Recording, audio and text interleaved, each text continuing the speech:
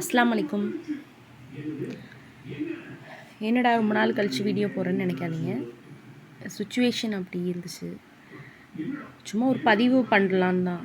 இப்போ நிறைய சேவிங்ஸ் பற்றி நிறைய பேர் வீடியோலாம் போட்டுட்ருக்காங்க. அதில் பார்த்து தான் நிறையா சேவிங்ஸ்லாம் சொல்கிறபடி நிறைய பேர் பண்ணுறாங்கன்னு வச்சுக்கோங்களேன்.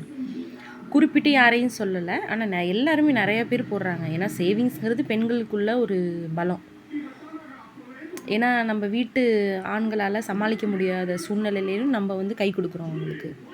அது அவங்களுக்கும் தெரிஞ்சதுனால தான் நம்ம கூட குறைச்சி கொடுத்தா கூட அவங்க நம்மக்கிட்ட கணக்கு கேட்குறது கிடையாது. ஏன்னா ஒரு சமயம் நம்ம உதவுறோம்ல அவங்களுக்கு. அதனால் அதே மாதிரி தான் இந்த வீடியோ பதிவு. இப்போ செலவுக்கு டெய்லியும் மிடில் கிளாஸ் தான் நாங்கள். டெய்லியும் செலவு காசு கொடுக்குறத மிச்சம் பண்ணி உண்டியலில் போட்டு வைக்கிற பழக்கம் எனக்கும் இருக்குது. சின்ன வயசுலேருந்து இருக்குது இந்த பழக்கம். இப்போயும் இருக்குது, இப்போயும் மாறலை. அதே மாதிரி தான் போட்டு வச்சு சேர்க்குறது. இப்போ புதுசாக அந்த தங்கமயில் அந்த டிஜி கோல்டு ஆப்புன்னு சொல்லிட்டு வந்ததுலேருந்து இப்போ நம்மளுக்கு ஒரு பெண்களுக்கு ஒரு யூஸாக இருக்குல்ல. என்ன தான் இப்போ நம்மளுக்கு எவ்வளவோ ஒரு 500 கூட நம்ம டிரான்சாக்ஷன் பண்ணாமல் இருக்க போகிறதுல ஒரு 500 அர்ஜெண்ட்டாக போகணுன்னாலும் ஒரு 200-300 செலவழிக்க தான் செய்கிறோம். அதை வந்து நம்ம செலவுன்னு இது பண்ணாமல் அந்த 100 பார்க்காம போட்டு வச்சிங்கன்னா கண்டிப்பாக யூஸ் ஆகும். அந்த மாதிரி போட்டு வச்சதுனால தான் இப்போ எனக்கு மாற்று கூட சொல்லணுன்னா தோடு கிடையாது. ஏன்னா நான் வீடு கட்டுறதுக்காக எல்லாத்தையும் விற்றாச்சு. ரொம்ப பவுன்லாம் இல்லை, என்கிட்ட இருந்த பவுனை என்கிட்ட என்ன முடியுமோ நான் விற்றுட்டு அதுவும் பாதியோடு தான் வீடு அப்படியே விற்றது போக அப்போ உள்ள விலைவாசிக்கு விற்றுட்டேன். இப்போ உள்ள விலை இப்போ அப்போ உள்ள விலை ஒரு 1 இயர் ரொம்ப நாள் கூட கிடையாது, ஒரு 1 இயருக்கு முன்னாடி விற்றது பார்த்திங்கன்னா 5250 ஒரு கிராம். இப்போது என்ன விற்கிது இன்னியோட ரேட்டு பார்த்திங்கன்னா 6890. அப்போ எங்கேயோ போய் நிற்கிது. அப்போ இன்னமும் நம்ம யோசிக்க அதோட விலை ஏற்றம் இருக்க தான் செய்யுது. தங்கத்தோட விலை குறையும்ங்கிறத நம்பிக்கை இருக்கா என்னன்னு கூட நமக்கு தெரியாது. ஆனால் அப்படியே குறைஞ்சா கூட அதிகபட்சம்லாம் குறையாது. ஒரு 100 150 அவ்வளோதான் குறையுது தவிர சரசரன்னு அதுக்கு ஆப்போசிட்டாக 500 ஏற தான் செய்யுது. அதனால் ஷார்ட்டாக சொல்லணுன்னா அந்த ஆப் மூலிமா போட்டு வைக்கிறது ரொம்ப பெனிஃபிட்டாக தான் இருக்குது நம்மளுக்கு. கண்டிப்பாக அது மூலியமாக அது எனக்கு மாற்று கூட தோடு கிடையாது வீட்டில். நான் விற்கிற தோடு தான் போட்டிருந்தேன்.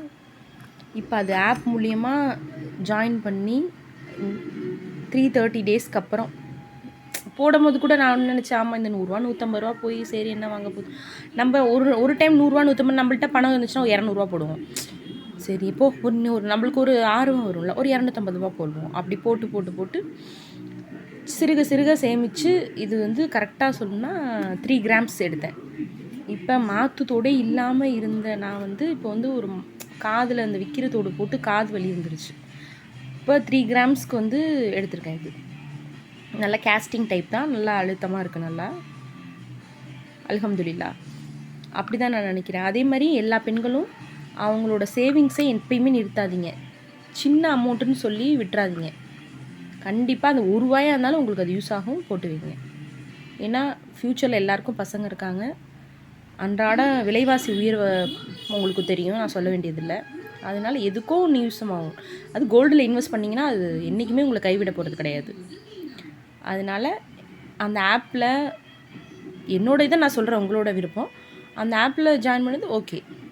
மாற்றுத்தோடு கூட இல்லாமல் இருந்தேன்னா இப்போ ஒரு மாற்றுத்தோடு வாங்கி போடுற இதுக்கு வந்திருக்கேன்.